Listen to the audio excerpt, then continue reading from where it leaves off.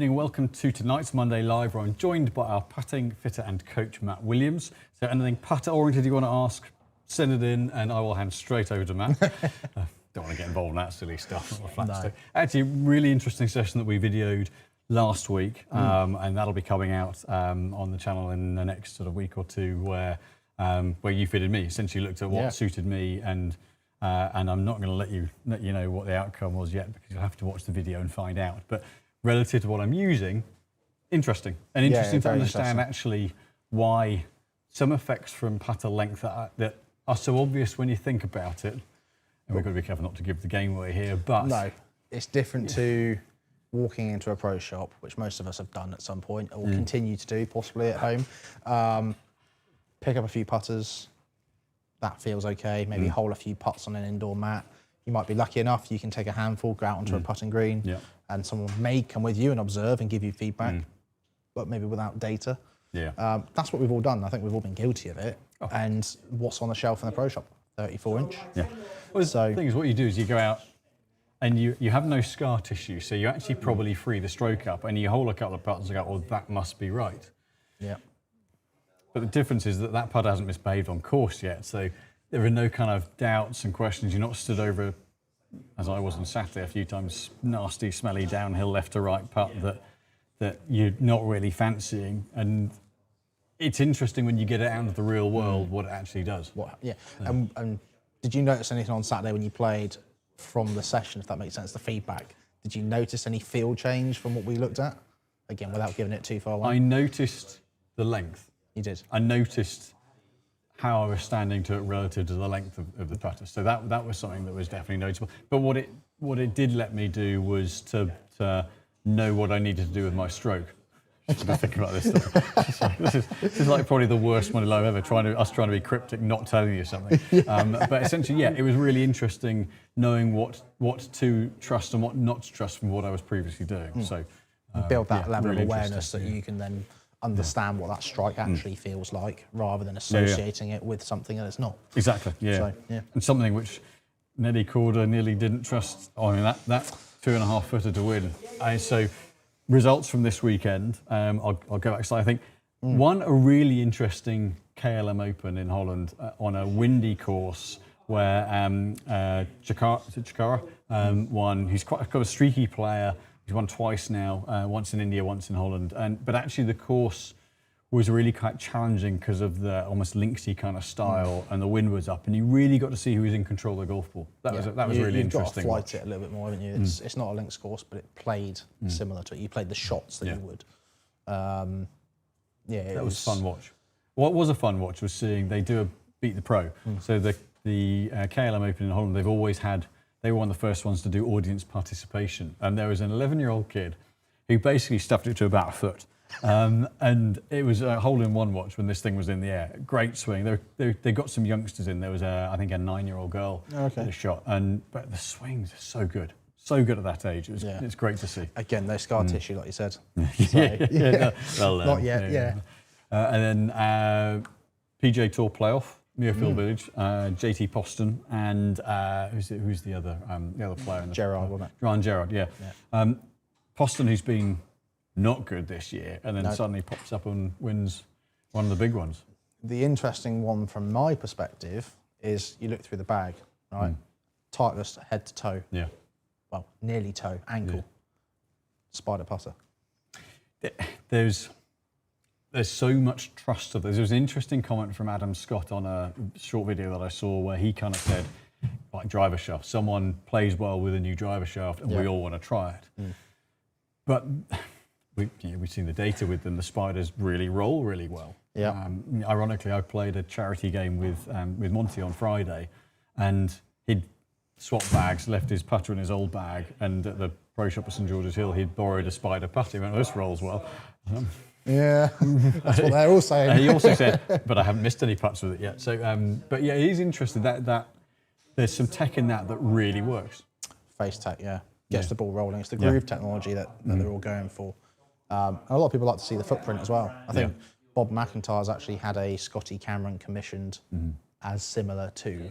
Obviously, the face technology is patented. essentially they've taken like a number 9 putter and then put wings on the back to make it like a spider, and then they've milled the face with grooves like a spider. And historically, he was a tailor-made player, so there's obviously something he's missing there. But I think lots of players are using them. A putter like that doesn't continue to be as successful without there being some real kind of substance behind it. Yeah, and obviously at that level, they are the best players in the world. Yeah. So skill set. Well, yeah, it helps, doesn't it? In theory, they should be able to use whatever is put in their bag. But yeah, obviously there's an element of that as well. Yeah. So, but it's interesting. Yeah, the amount that are playing them. Yeah. Yeah, definitely. And obviously, ladies US Open. That was interesting, wasn't it? Home charge, Charlie having an absolute rocket of the last 2 rounds, and one shot shy. That near hole in one, if that drops, or Nelly's lips out rather than lips in, all of a sudden she's playoff. Different game, isn't it? I mean, I think it was interesting listening to her interview afterwards. The first 2 days, she played a little bit uptight, a bit anxious because there's something on the line. Yeah. She's made the weekend. What difference does it make now? Go for it. Yeah. I guess you've got nothing to lose, It'd be really interesting that she's demonstrated she can do that. What if she did that for 3 days, 4 days? My theory is that that was the kind of scenario that I think she'll win with, in that she's a couple behind maybe rather than 3. Yeah. 3 behind someone like Nelly is a tough ask, but she nearly did it. But is that she likes to chase. She said that in the past.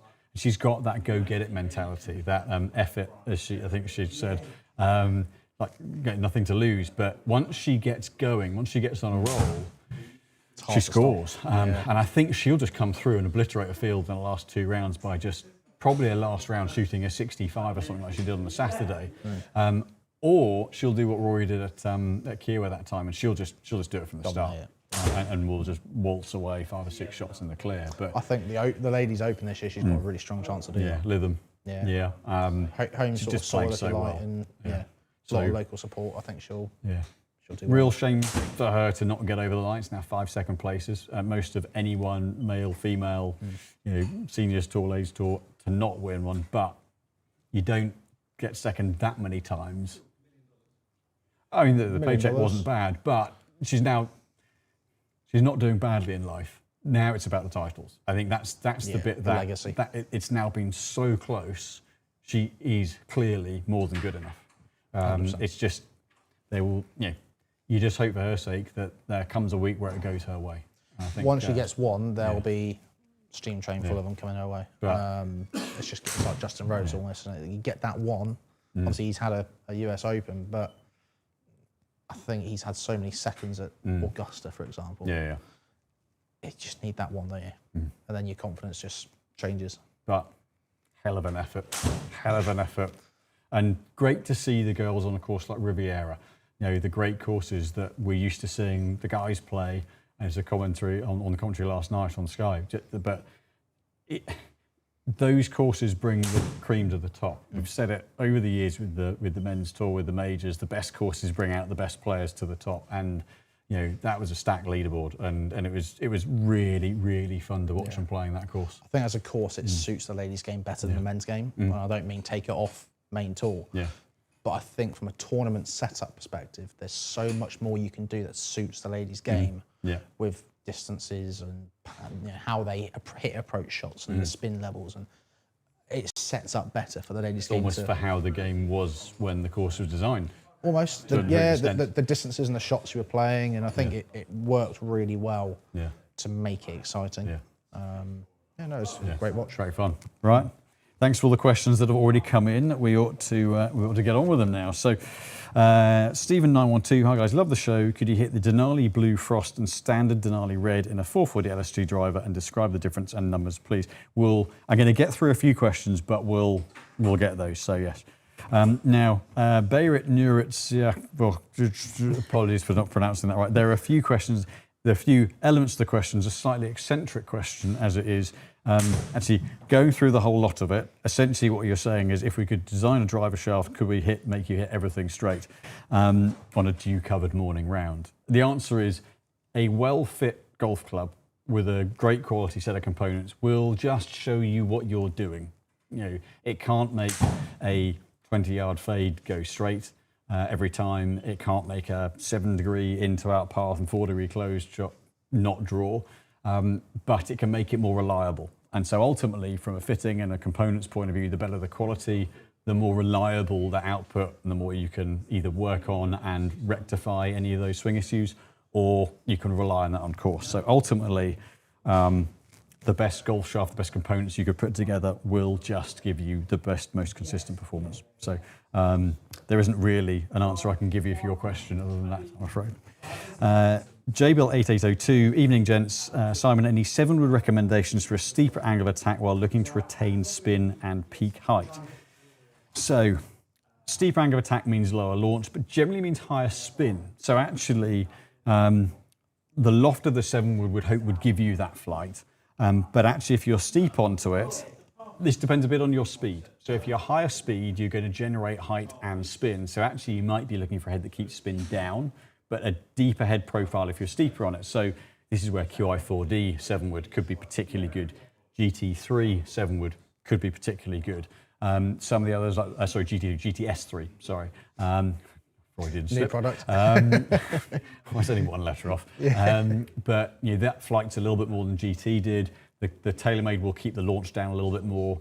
For a higher speed player, the QI4D is probably a great option. For a more moderate speed, the GTS might just help give a little bit more height. But if you're steeper, though, those are the two in particular. Potentially the Cobra, the low spin on the Cobra would be an option as well. I have to work whether they do a 7-wood in that, actually, off the top of my head. But the Titleist and the GTS3 now doing the 7-wood and TaylorMade the 7-wood, those would be the two for a steeper angle of attack that I would go to straight away. ZB Rogan, hi Simon, shaft recommendation for 95 to 105 mile an hour, smooth swing with early release, low spin, tight dispersion. I honestly don't know. I can't honestly stand here and give you an answer, because it depends how you move, how you load, how you pull on the handle, your body rotation, you a kind of a short snap in terms of acceleration, you a long gradual build up in acceleration. There is no answer to your question without saying, come in here and get a fitting, I can then tell you what it does. But there isn't I'm this speed and I'm this early release. There just isn't an answer, because ultimately, the right recommendation, the right option is the one that allows you to move most naturally and time it the most consistently, and that's a mass property. It's not a tip soft, stiff handle, vice versa. It just isn't that kind of answer, I'm afraid. So yeah, sadly, there is no definite answer. Tractor Boy Dave, evening chaps, great show as always, thank you. I use a Tensei Blue S driver shaft, feel like I have to hit at the ball, suggestions for something similar please. So, interesting, you feel like you've got to hit it. The Tensei is actually quite a smooth feeling shaft. So if you feel like you've got to hit at the ball, then there are one of two things. One could be that the dead weight you've got is a little too heavy, so dropping a bit of dead weight, or that the balance point needs to be a little higher up to allow you to get the club head through the back of the ball, into the back of the ball a little bit more easily. So you might, if you're looking at Tensei options, you may want to go into something like a Tensei Orange, which is still very stable but is counterbalanced. Or if you're in, for example, a 65 gram shaft in the driver, you might want to drop down to something kind of 55 to 60 grams. So you might say, okay, Tensei Blue 65, try the Tensei Blue 55. But those would be the ways that, if you feel like you've got to be aggressive with it, it's probably that rather than, it's not a harsh profile. So yeah, I think that would be the two routes that I would look at. But yeah, again, not an easy one to give you a definite on that. I'm going to go and get a couple of components for that top one. Yeah. And then I will let you let's have a look. See if you can find a putting on. I'm going to see if there's any specific to me. If not, we'll carry on through that doesn't involve trying clubs.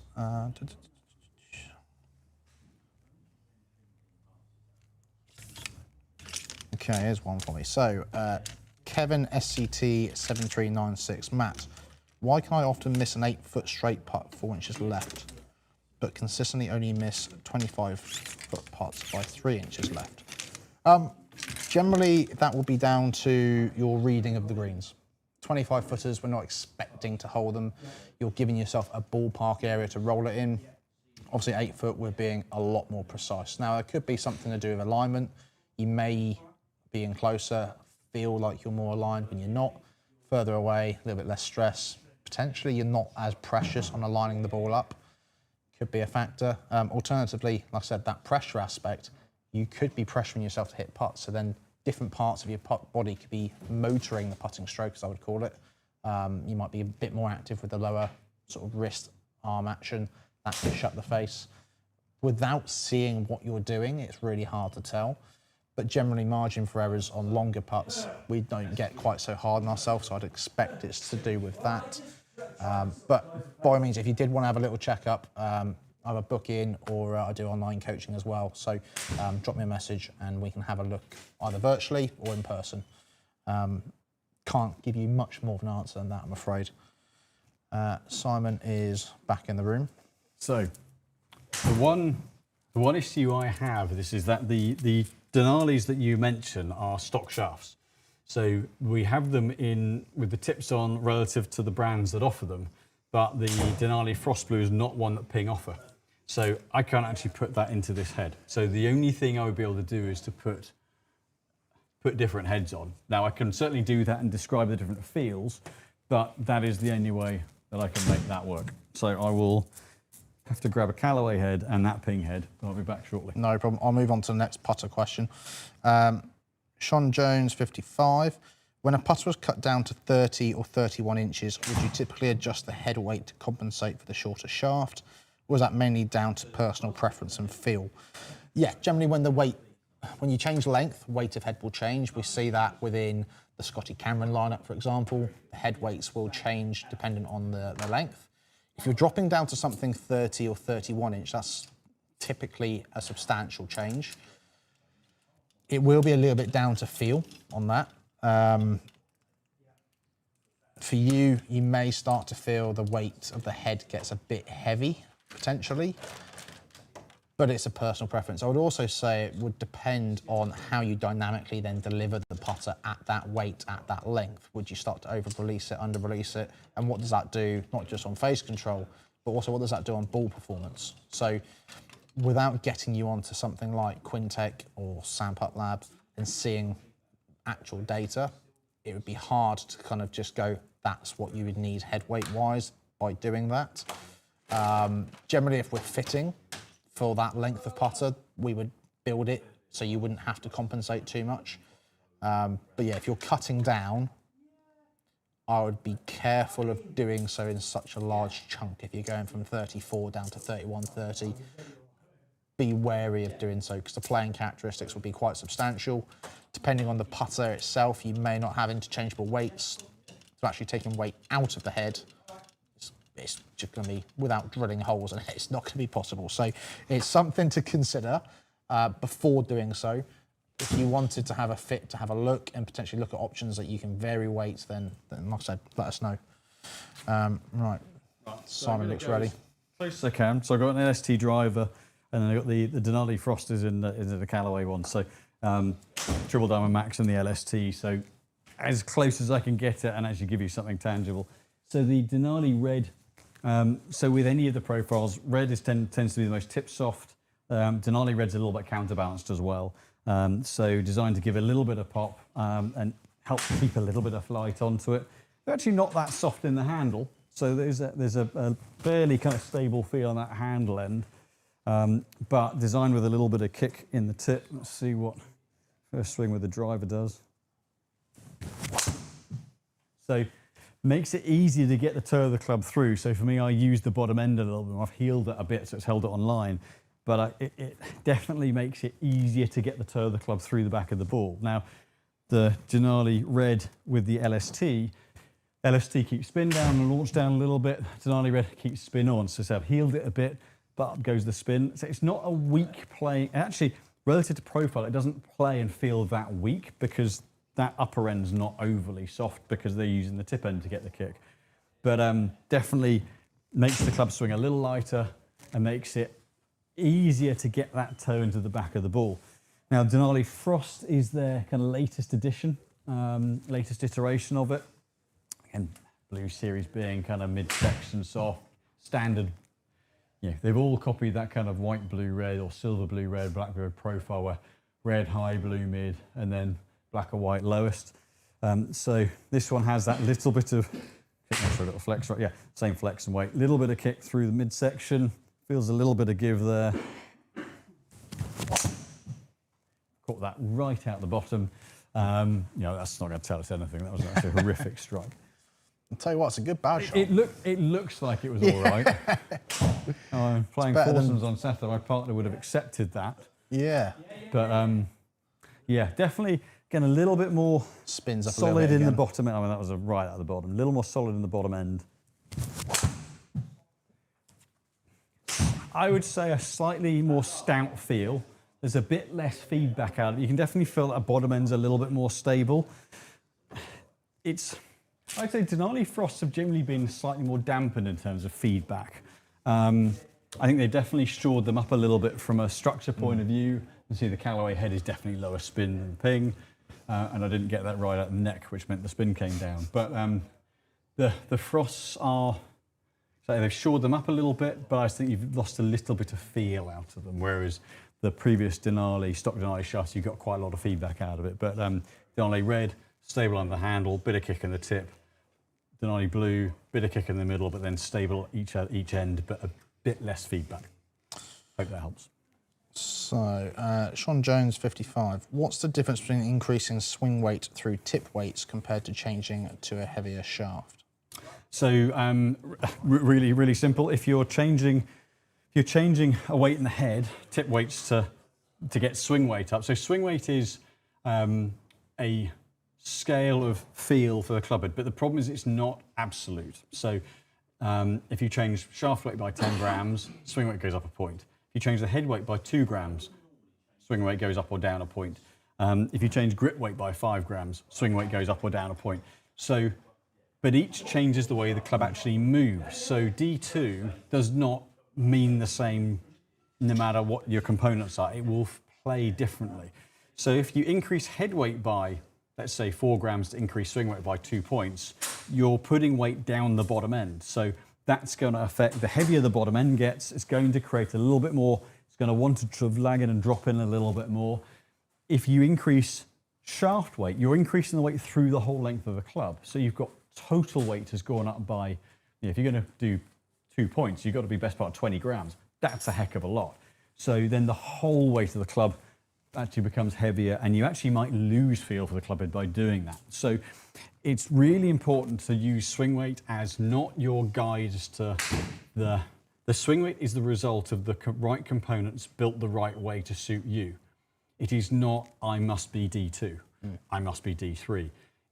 It's the resultant scale, it's the resultant measurement when you do all the other bits right. It's not something right, I've always played this, therefore I need to play that. So be careful with swing weight, because you can do yourself a mischief if you're just fixated on hitting a certain number. Very wise. Papa B3272.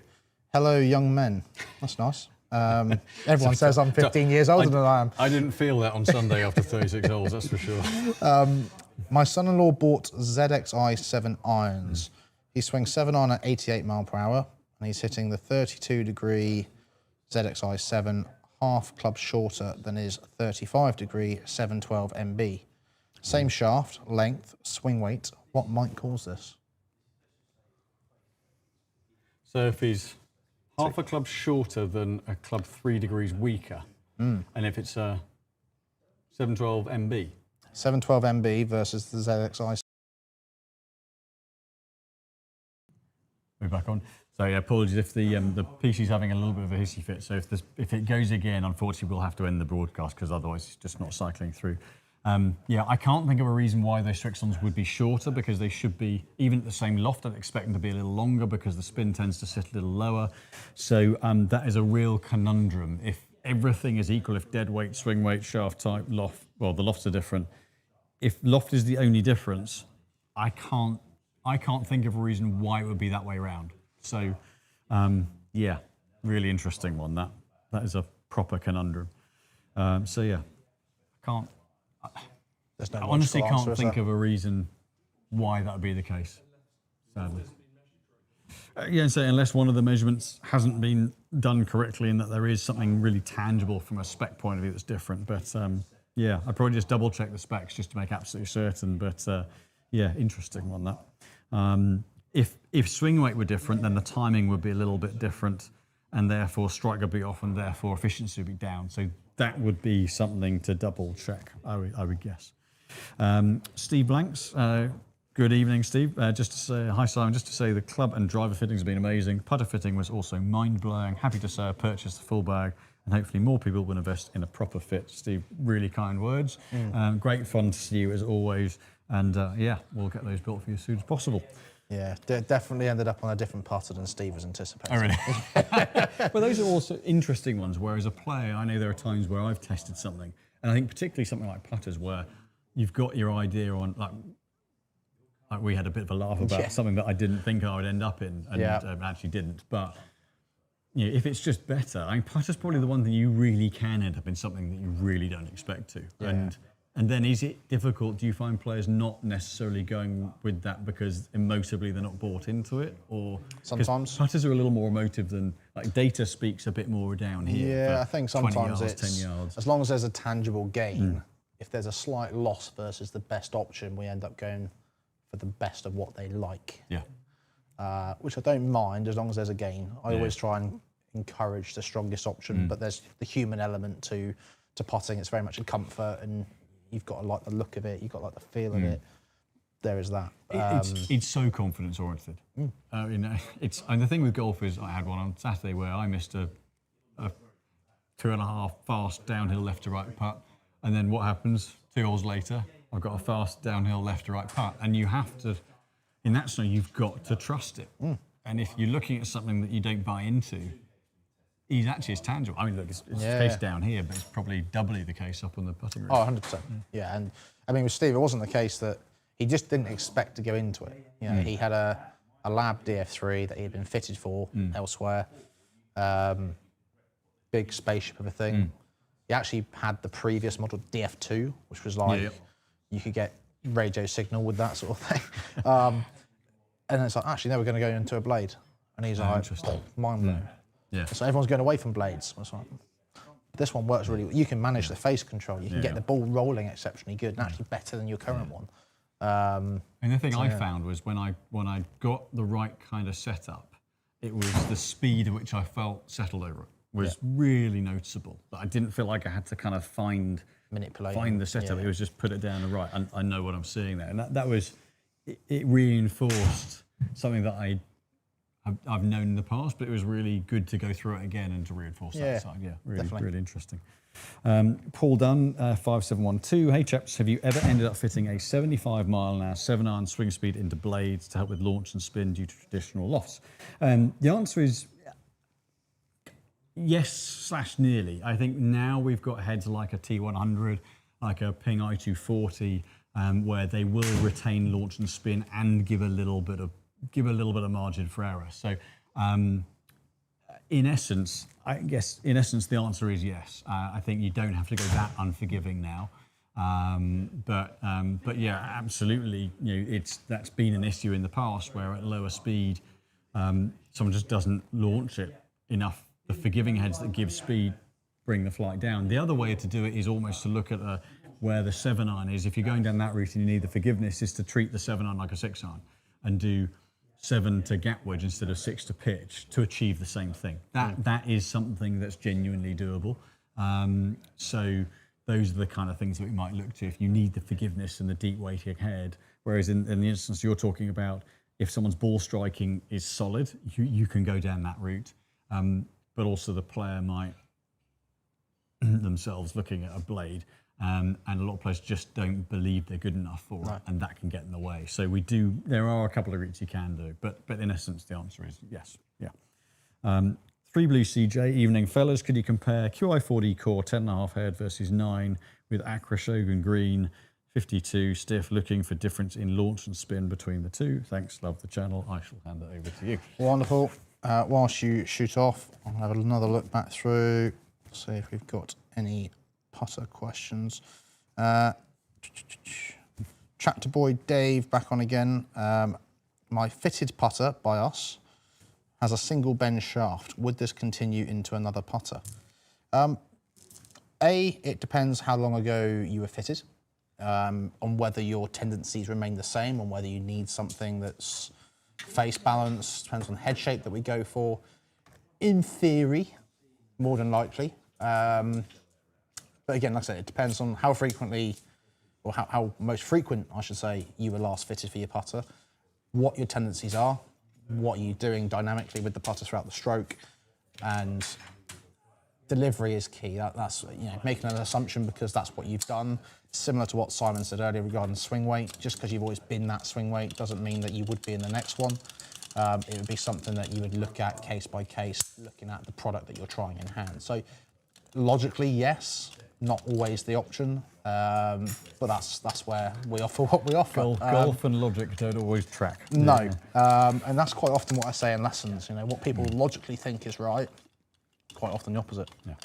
Everything that I thought I knew when I was first taught to coach, I quickly learned, actually there's more efficient ways that didn't make sense. But once I understood it, actually, yes, that was much better for me. It's only from my own experiences of playing mini tour golf myself and working with decent coaches, I learned that that doesn't make sense, but it does make sense. Going a little bit off piste is sometimes quite a strong option. So just making sure the weight's in the same orientation. Bear with me one moment. I think that's the thing with golf. As long as you can find a logical reason why something can work, it doesn't have to be the normal reason, but as long as you can level off why something could be doing what it is, then you can work out whether it's repeatable or not. Yep. And every player is different. Repeatable is the key word. Yeah. I always check. Everyone wants to be consistent, but they're consistently inconsistent, or consistently not where they want to be. Well, you say everyone. Playing with Colin on Friday, he was consistently really consistent and really. It's the bogey-free, 3 under par. Golf's just easy. It was such an education watching it. And he's still playing very good golf on seniors tour as well. Yeah, he had third in the senior major a few weeks back, and it made me realise that I'm not far from that yourself. I'm not a senior yet. I'm nowhere near that, that's for sure. As in, I'm nowhere near good enough. It's humbling to see how good. Just every shot was just like iron play was just at the flag, and distance control, consistency. To watch it first up close and personal firsthand, hitting the same shots as well. Well, not quite the same shots, but kind of playing the same yardages, and you realise how. What to me is it's a tiny miss. It's off the front of the green where he makes sure he is 1 yard past the pin. But to have that control, that's next level, isn't it? Silly impressive. But that's why I said 8 order of merits. Yes. I've got 1 club championship. So I've got the 9 degree first. So I've put same orientation of weights in both heads. So the heavy weight's back, just for those who are wondering. And Shogun green. Here, so very smooth, kind of mid kick, mid profile. Oh, and a stiff body, and a smother hook. Good. Won't tell us anything. So there's 2 rounds you've played in the last few days. Yeah. Right. Very let's try this one again. Let's try. That was a centred hit, more centred hit, which isn't hard from the first one. So. QI4D core being really good at ball speed across the face, being really good at spin consistency across the face. So we see kind of launch and spin here, maybe a hair low on the face for me there. 180 on spin. Let me just pull up a couple of different numbers on there for launch. We don't need curve, spin axis. We want launch angle. I think it was launch and spin, wasn't it? 12.5 launch, 190 in spin, so maybe a hair low on the face, but solid hit from an efficiency point of view. And if I switch this, so I generally play weight forward, tend to find weight back, I tend to lose the face control a little bit, but I've always tended to spin it a little bit. So if I can catch this properly, it's just looking increasingly challenging. So, I think one of the things is that it's noticeable how much more loft you can see. All the clubs now are showing the loft a little bit more clearly. So, So seeing a lot more of the club face. noticeably more picture flight. So that is now up and away. Not quite the 9-second drive, but so we're now at 3.3 on spin and 15.5 launch. So spin would have been lower on the 9 if I'd hit it slightly higher at the face, to be fair. But what you tend to find is that you're not going to see necessarily a 1.5 degree change in launch and a proportionate change in spin. You might see amplified difference. And certainly in spin, it doesn't go up and down proportionally. You're likely to see from 1.5 degrees, certainly kind of 300-400 revs of spin, maybe slightly more. But yeah, for me, that's gone noticeably higher, and then it lands and just kind of will just plug. Whereas the 9 degree, at least on that lower launch, it still has a bit of chase out. But I would expect you to see kind of 1.5, 2 degrees of launch angle change, but probably 500 or 600 revs of spin as well. Hope that helps. Where do we get to? Norwegian Warhound 451. What would be a comparable aftermarket shaft to the Ping's AWT 3.0? So AWT 3.0, sending weight technology 3.0, and that aftermarket-wise, there are very few that have that exaggerated weight profile. Titleist use the AMTs, Ascending Mass Tech. So those would probably be, you can get those. Can you get those from True? Yeah, you can get those from True Temper. So that would be something that potentially you could get hold of. It's just making sure, depending on what flex you're playing in the AWTs, that the weight matches. With the AMTs, you've got the red of the lighter ones, the black of the mid-weight ones. So the lighter ones are around the 95 to 105 kind of weight category.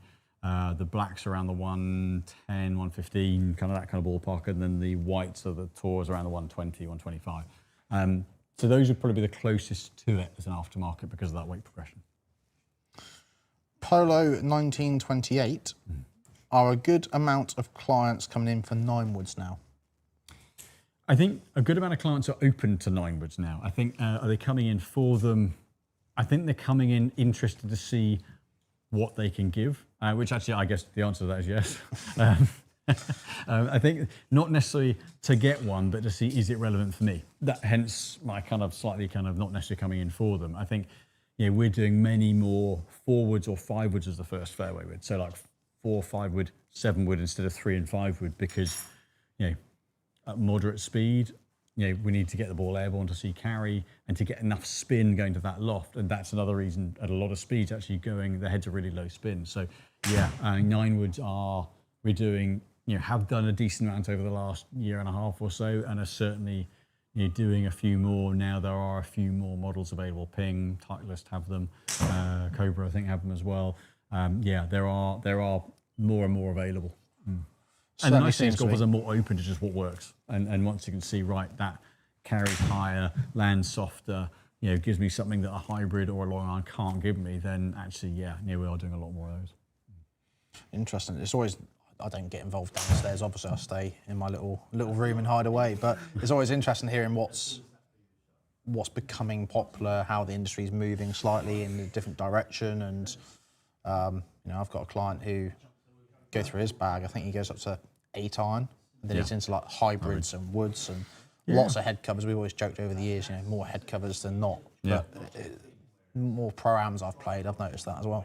Yeah, and you see it on tour, like Tommy Fleetwood plays a 9 wood. You look at there's some really interesting bags out there. Antonio Hidalgo, he plays a 6 hybrid. There are players now at every level. Y.E. Yang going back a while, he played 5 irons as long as iron and won a major. I remember hearing people go, "Oh, well, he didn't really win it because he didn't play proper clubs." You go, "Well, he did. He shot less than Tiger did, so he won." And they're properly fitted clubs. And they're properly fitted, yeah. And they're there for a reason. Yeah. And that's what we're seeing now: is that players on tour at any level are playing what does a job.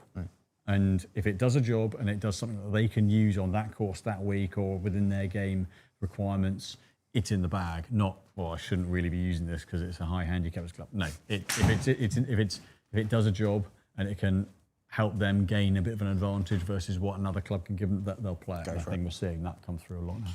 That's good. Golf Nerd 3. How much progression in swing weight do you usually see in the pitching wedge, gap, sand, and lob when using same shafts and same grips throughout? So generally speaking, you see a little bit more of a progression than we would through irons. So where we might go kind of half a point every other iron. Pitch to gap probably is that sort of 0.3 of a swing weight point progression.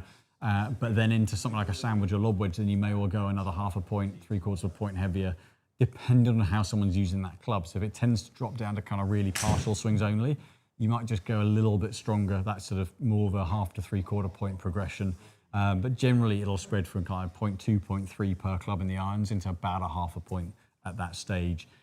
But then probably stabilising between sand and lob wedge a little bit. So essentially if your pitch wedge, say for the sake of argument, is D2, gap wedge would be about D2.3 to 2.5, but more like D2.3 if it's a fuller swing club, and then more like D3, D3.5 in the higher loft wedges, but is unlikely to ramp up to anything like D4, D5, simply because you end up with lead ball at the end of a piece of string. If you're going heavier shafts, you might push it up that little bit more. Wonderful. Next two questions are actually aimed at myself.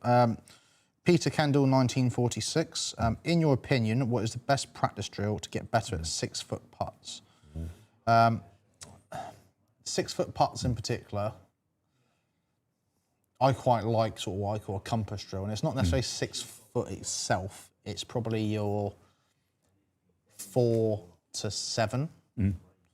So what I would do is, as per compass, north, east, south, west, put a T in at 4 foot, and then also a T at each foot going further back up to 7. So you essentially have 16 putts. And what I would do is I'd go around and do all the 4-footers, all the 5s, all the 6. Because what most people tend to do on that sort of thing is they'd start at 4, go 5, 6, 7. And it's just a gradual progression of the putt they've just hit. So, sorry. That was him behind the screens giving he's on with children. Yeah. I didn't even twig onto that, and I've got a 7-year-old. So you would go up through the distances, and essentially all you would do is progressively just aim further, a little bit outside the hole, and you've already known the break. So you can do that, it mixes it up, but also those 16 putts, I like practice to be measurable. Yeah. So my question was also going to be, you've just answered it, but would you do that on a slope so you get a different putt each time? So you're practicing seeing a different... There's no... The 2 putts are the same in respect of length, but break is different. And that way you vary it a bit more like what it would be on the golf course. You have to reread each putt rather than just, okay, I've learned from that one, move back. And that one, like I said, you've got 16 putts. See how many out of 16 you hole. If you get, let's say 10, your goal then is to get 11 and then 12. And if you don't do as well as last time you've done the drill, what let you down? Did you notice you missed more one side than the other, low, high? And then you can start to learn outside of that where you need to spend your time. It's not just the distance of putt. Do I need to work on my green reading? Do I need to work on pace control? You better left to right, right to left. Yeah, exactly. Yeah, so I always did when I was playing full-time a variation. I'd do the kind of the 4 to 6 footers in the kind of the clockwise, but then pick sort of the same, but pick various putts for different breaks and go 3 foot, 6 foot, 9 foot. Yep. And again, you kind of it's actually that really helps from the break side of things. You get out of that almost reading the break based on one length of putt. You start to see how much it amplifies out a lot more than you think. A lot more. Yeah, I did a video on it online a little while ago, and the amount of people said that's not true. It is the video. The video showcased it. I put a tee out, and that's where I aimed, and you know, same position going further back. I think it was. I mean, there's about a 2% slope. It moved by about 9 inches over the space of 6-7 feet. So it does make a difference, changing distance, position around the hole. For that holding out bracket, which is your more important bit, regardless of your ability, that's one of the better ways of doing it. Stephen 912, hi Matt, I have a Spider X putter and always seem to push putts. Is there anything I can do with lie angle or weights to help? Depends on how you're delivering the putter on how severely out lie angle is. I would be surprised if lie angle was the reason. It would need to be, there's not enough loft and you're not swinging it fast enough to make that. It would need to be 3 degrees or more out for it to have any kind of impact, in my opinion. Weight-wise, if it's a bit lighter, you might be able to release it a touch more and square it up rather than push it. But spiders are known for being quite light anyway the in back design. weight's relatively light, yeah. I've currently got a spider in the bag, and I took the back weights out, and I think they're 5 gram weights. So you're not going to lighten it to make it easier to release. If you add extra weight, you're likely to find it easier to push, I would say. So I'd suggest there's possibly something dynamically going on through the stroke, or without realising it, you might just be setting up open a little bit and actually hitting it where you're aiming it. Even though you think you're straight, you might be open fractionally, which is quite common. Or, there you go. That's the really technician's way of putting it, is the grip on the stroke. Yeah. The value add of James behind the screen there, is that, and we see this a lot with, from top brands when our demo putters come through, have a look at the grip alignment, because you might be putting a great stroke on it, but if that grip is off, so the way I always do it is to basically take I'll grab my putter just to show you, is to take your putter and literally put it up and eyeball down the flat of the, assuming you've got a flat top to the grip, down the flat of the grip and look at it relative to the face. And that grip should be perpendicular to the face, should be at a 90-degree angle. If that grip is if you're right-handed and that grip is pointing angled that way, then you're going to deliver the face open.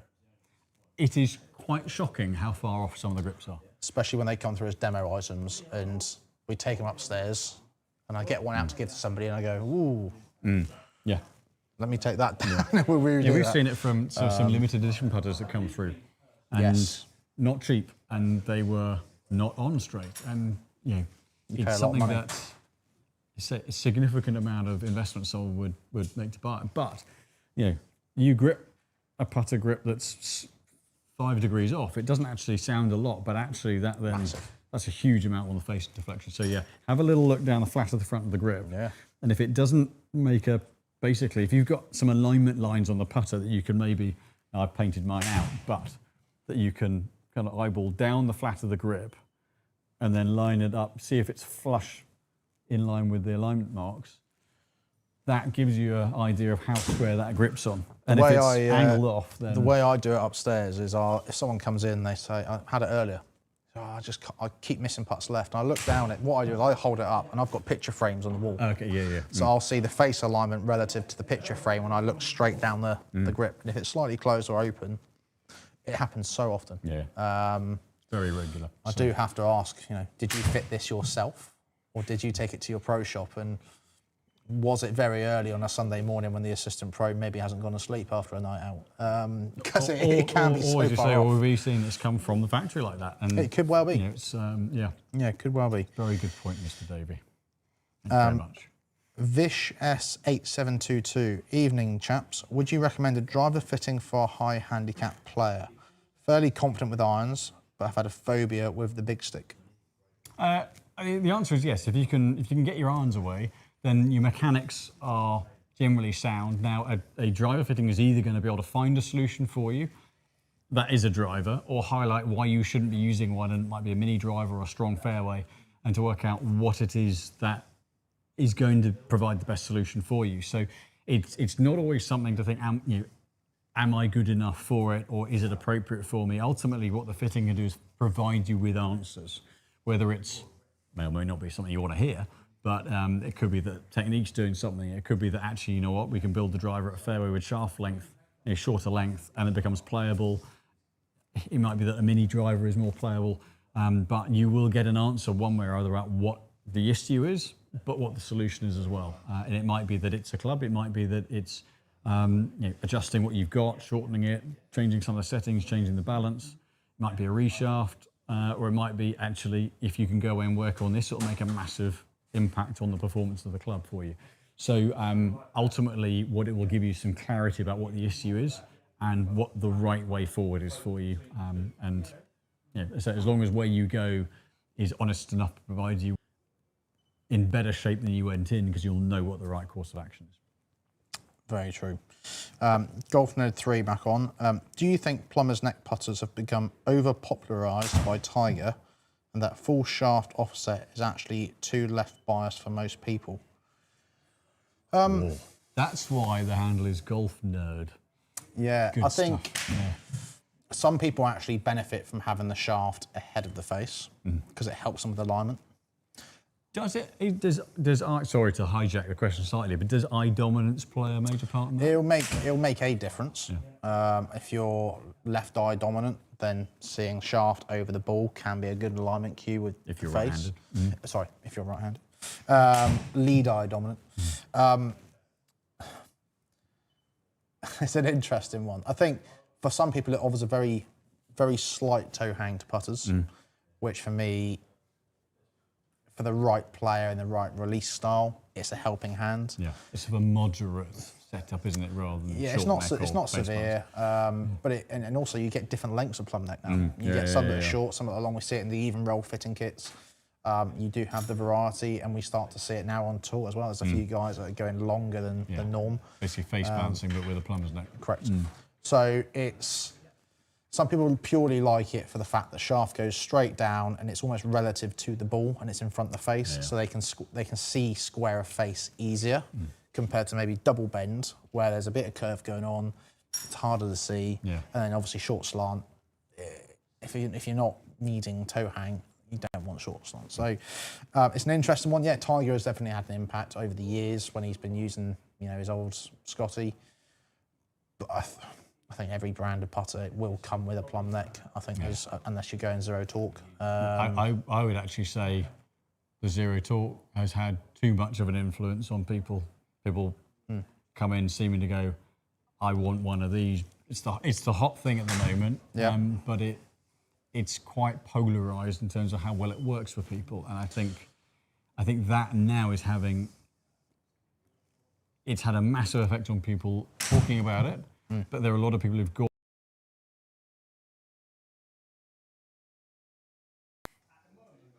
Right. A little bit of a drop out there. I think we just about covered it. I think we just about covered it.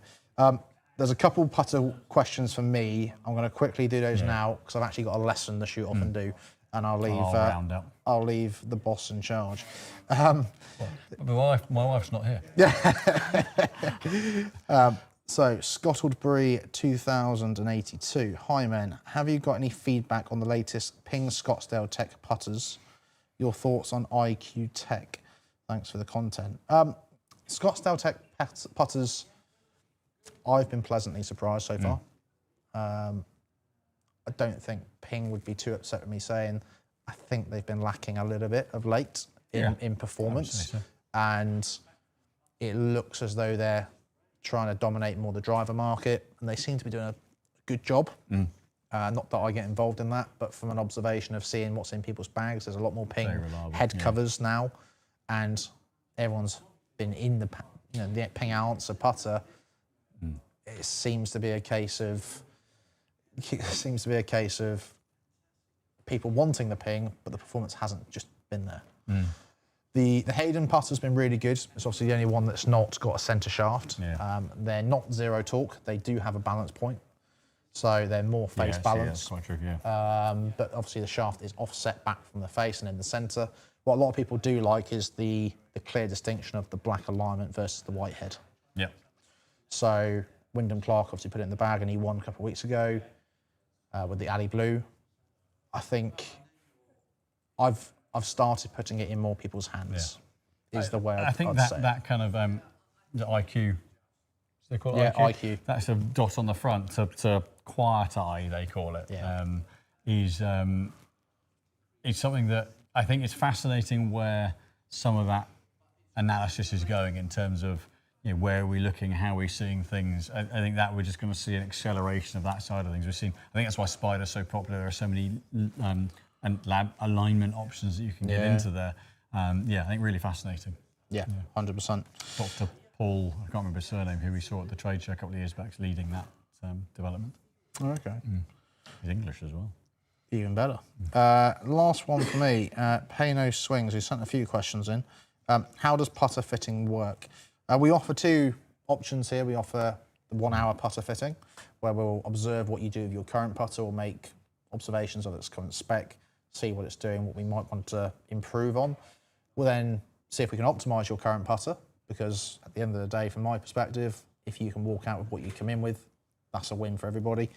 If we can optimise what you do and keep it familiar, then you're more likely to putt well. But if we do feel like there's more performance to be gained from other products, then we'll start to look at it and we'll see key data points, we'll compare them.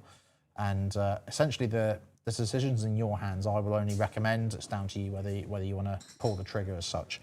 If you were doing the 2-hour session, which is the lesson and fitting, which is what a lot of people do, we'll have a look at what you're doing as the player. We'll see if there's anything fundamentally we could just enhance. Not necessarily change, because when we get into the fitting aspect, I don't want somebody to be struggling with a technique change. So we'll make a subtle adjustment to what you're doing. Again, optimise your current putter. And then we have a little bit more time to really get into the nuts and bolts with other options of putters, showcase the befores and afters, and then make a slightly more in-depth decision from there. So I always recommend the 2-hour session.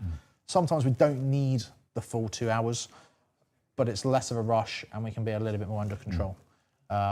So yeah, that's generally how we do the putter fits. We use Quintec ball roll. It's a great system, camera based, nowhere to hide. Gives you ball data accurately, club data accurately, without adding anything to the putter that changes looks, feel, playing profile. I'd say, having gone through it again recently, having not done it for a while, I think that clarity on where you're aiming, rotation rates, launches and spins, you've got the launch monitor aspect to it. But I think you can see what you're doing at setup versus impact and the consistencies and or inconsistencies, but you can really dial into which bit with that traffic light system, which bit is good, but which bits could be improved on. I think visually it's quite a nice clarity to it. Yeah, it's a